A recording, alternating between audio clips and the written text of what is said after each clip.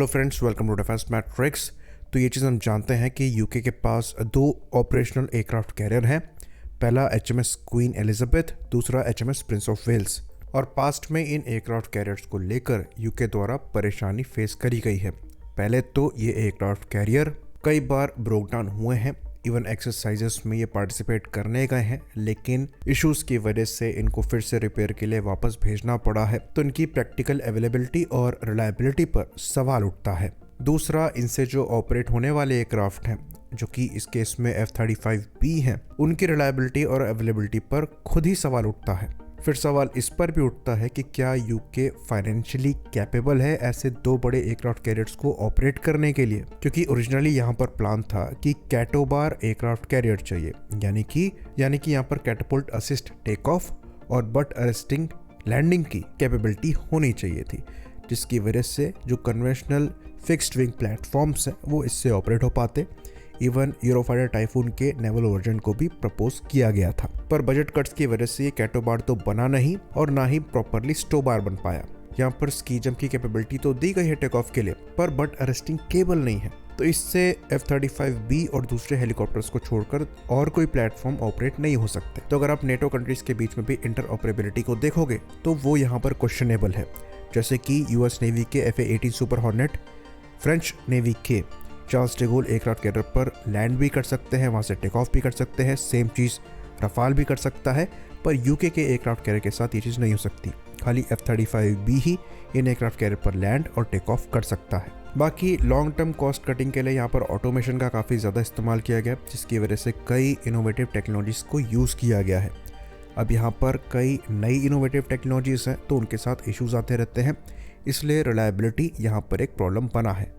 तो जो budget cut यहाँ पर करने की कोशिश करी गई थी, उसने उल्टा पैसे बर्बाद किए हैं। बाकी अगर आप यहाँ पर सेल्फ डिफेंस की बात करेंगे तो उसके लिए भी ये एयरक्राफ्ट कैरियर किसी तरीके की सरफेस टू एयर मिसाइल को कैरी नहीं करता है।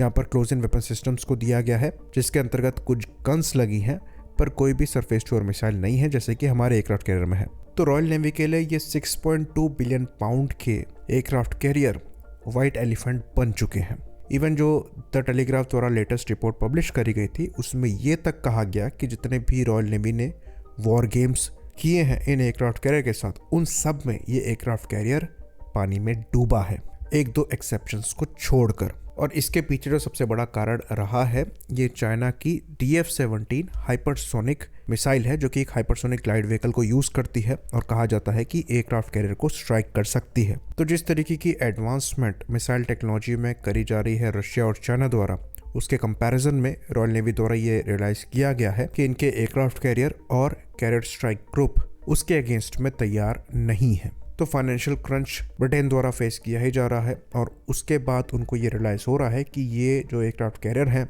ये इनके लिए वाइट एलिफेंट बन गए हैं। तो कुछ रिपोर्ट्स आ रहे थे जहां पर ये कहा जा रहा था कि यूके द्वारा इनमें से एक एयरक्राफ्ट कैरियर की मॉथबॉलिंग प्लान करी जा रही है, यानी कि ये अपने एक एयरक्राफ्ट कैरियर को स्टोर करके रख सकते हैं इमरजेंसी के लिए, और खाली एक ही एयरक्राफ्ट कैरियर ये ऑपरेट करें।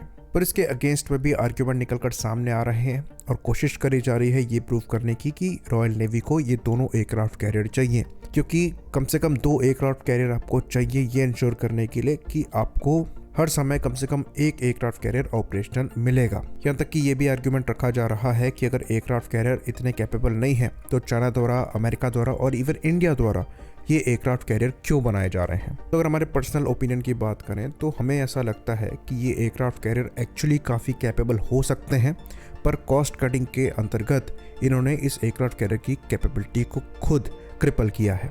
ये एयरक्राफ्ट कैरियर अगर कैटोबार कैपेबिलिटी के साथ डेवलप किया जाता है तो ये काफ़ी ज़्यादा कैपेबल हो सकता है, भले इसको न्यूक्लियर पार्ट ना बनाया जाए। और ये एयरक्राफ्ट परफेक्टली कैपेबल है कैटोबार में कन्वर्ट होने के लिए, क्योंकि शुरुआत से इसको डिज़ाइन उसी के हिसाब से किया गया था।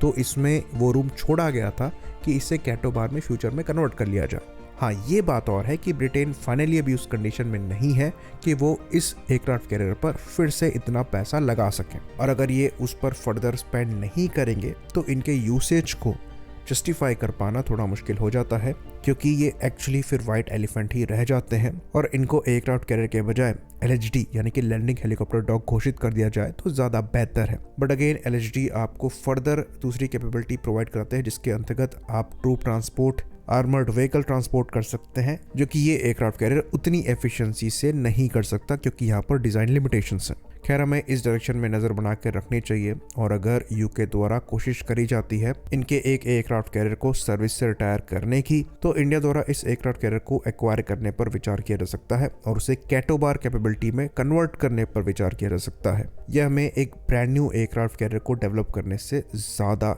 चीपर या फिर कॉस्ट इफेक्टिव पड़ेगा। आई होप इन्फॉर्मेशन यहाँ पर क्लियर रही हो। इसी बात पर इस वीडियो को हम ख़त्म करेंगे। लाइक करिए, सब्सक्राइब करिए। जय हिंद।